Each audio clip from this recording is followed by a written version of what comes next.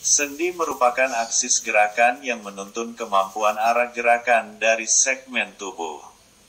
Struktur anatomi sendi mempengaruhi stabilitas sendi dan luas gerak sendi.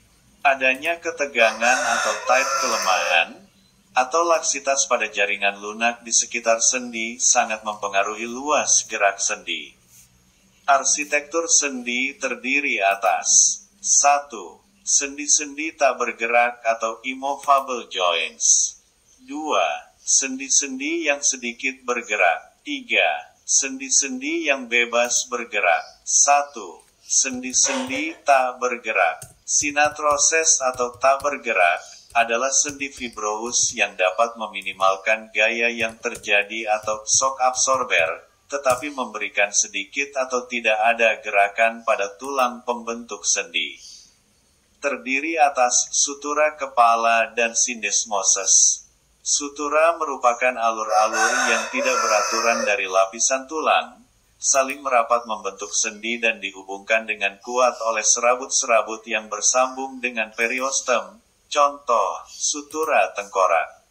Syndesmosis merupakan jaringan fibrous padat yang mengikat tulang secara bersamaan, memberikan gerakan yang sangat terbatas, contohnya, coracoacromial, mid radioulnar, mid tibiofibular, dan inferior tibiofibular joint. 2. Sendi-sendi yang sedikit bergerak. Ampiartrosis merupakan sendi kartilagines yang dapat meminimalkan gaya yang terjadi dan memberikan lebih banyak gerakan daripada synatrodial joint. Terdiri atas synchondrosis dan symphysis. Synchondrosis merupakan tulang pembentuk sendi dipertahankan secara bersamaan oleh lapisan kartilago-hyalin yang tipis, contoh sternocostal joint dan epiphyseal plates. Symphysis merupakan dataran kartilago-hyalin yang tipis dipisahkan oleh sebuah diskus fibrokartilago dari tulang, contoh sendi-sendi vertebra dan symphysis pubis. 3. Sendi-sendi yang bebas bergerak. Diartrosis atau sinovial merupakan permukaan tulang pembentuk sendi tertutup dengan kartilago sendi, kapsul sendi yang membungkus sendi, dan membran sinovial yang membatasi kapsul sendi bagian dalam di mana terdapat cairan sinovial. Ada beberapa tipe sendi diartrosis sinovial, gliding plane arthrodial, hinge, ginglimus, pivot, skrup, trochoid, condyloid, ovoid, ellipsoidal, saddle, sellar, ball and socket, spheroidal. Sendi sinovial juga dapat dikelompokkan berdasarkan jumlah aksis yang terjadi terdiri atas uniaxial joint, biaxial joint, dan triaxial joint. Ada sendi yang hanya terbatas memberikan gerakan pada satu arah dikenal sebagai non-axial joint. Ada dua struktur sinovial yang berkaitan dengan sendi sinovial atau diarthrodial joint, yaitu bursa dan pembungkus tendon. Bursa adalah kapsul yang kecil, berbatasan dengan membran sinovial dan terisi cairan sinovial. Bursa merupakan struktur bantalan yang terpisah dengan sendi. Bursa berperan dalam memberikan jarak antara tendon dan tulang, mengurangi gaya friksi pada tendon selama gerakan. Pembungkus tendon, struktur sinovial yang berlapis ganda, yang mengelilingi tendon yang terletak sangat dekat dengan tulang. Kartilago sendi. Sendi dari alat mekanikal harus selalu diminyaki pelumas jika bagian-bagian mesin tersebut dapat bergerak bebas dan tidak aus satu sama lain. Pada tubuh manusia, dikenal sebagai kartilago sendi. Kartilago sendi adalah jaringan konektif putih yang padat dan memberikan proteksi lubrikasi. Kartilago memiliki tebal sekitar 1-5 mm yang melapisi ujung tulang pembentuk sendi pada sendi sinovial atau diarthrodial joint. Fungsi kartilago sendi adalah 1. Berperan menyebarkan beban di atas area yang luas pada sendi sehingga besarnya stres dapat diminimalkan. 2. Berperan berperan memberikan gerakan pada tulang-tulang pembentuk sendi dengan meminimalkan gaya friksi dan keausan. Kartilago sendi merupakan jaringan lunak yang berpori-pori dan permeabel atau cairan dapat keluar masuk. Pada sendi sinovial yang sehat, ujung tulang pembentuk sendi dilapisi oleh kartilago sendi.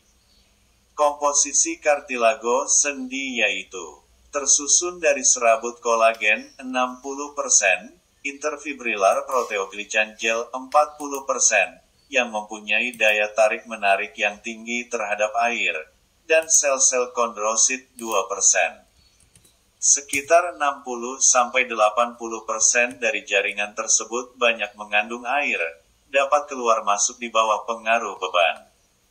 Sifat biomekanik kartilago sendi. Sifat biomekanik kartilago sendi adalah sifat permeabilitas dan lubrikasi atau pelumasan. Permeabilitas adalah suatu parameter material dari solid matriks yang memiliki porositas material sehingga cairan bisa mengalir melewatinya. Permeabilitas yang rendah akan menghasilkan lebih besar tahanan terhadap gerakan cairan di bawah pengaruh beban, begitu pula sebaliknya. Ada dua cara mekanikal untuk mengalirkan cairan melalui media berporositas seperti kartilago. Selama aktivitas fungsional, akan terjadi perubahan bentuk pada kartilago saat pembebanan dan segera kembali ke bentuk semula saat tanpa beban. Umumnya pada kondisi patologis, kontinuitas dari solid matriks kolagen dan proteoglican menjadi terganggu oleh adanya stres mekanikal atau efek biokimiawi dari aksi enzim yang abnormal. Karena terjadi kerusakan pada serabut kolagen AM, hilangnya proteoglican maka permeabilitas jaringan akan menjadi lebih besar, terjadi pada osteoartritis. Lubrikasi adalah sistem pelumasan yang terjadi dalam kartilago sendi. Adanya lubrikasi pada kartilago dapat menyebabkan penurunan stres kontak maksimum yang bekerja pada sendi sekitar 50% atau lebih. Lubrikasi yang terdapat pada kartilago sendi dapat meminimalkan gaya friksi yang terjadi dalam sendi. Penurunan terjadi sekitar 17-33% dari gaya friksi yang dihasilkan oleh skateboard di atas es di bawah beban yang sama. Kerusakan pada kartilago sendi adalah terjadinya pelepasan material dari permukaan solid akibat adanya aksi mekanikal.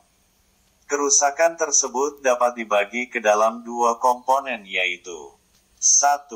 Kerusakan interfacial yang terjadi akibat adanya interaksi dari permukaan tumpuan.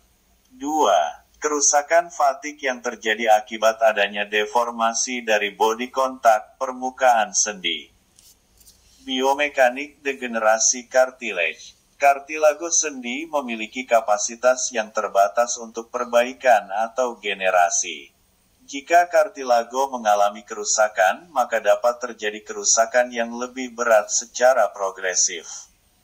Hipotesis menjelaskan bahwa peningkatan kerusakan secara progresif berkaitan dengan besarnya stres yang dialami.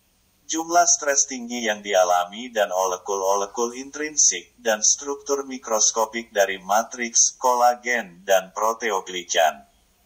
Fibrokartilago sendi. Fibrokartilago sendi bisa dalam bentuk diskus fibrokartilaginous atau parsial diskus, dikenal sebagai meniskus yang terdapat di antara tulang pembentuk sendi.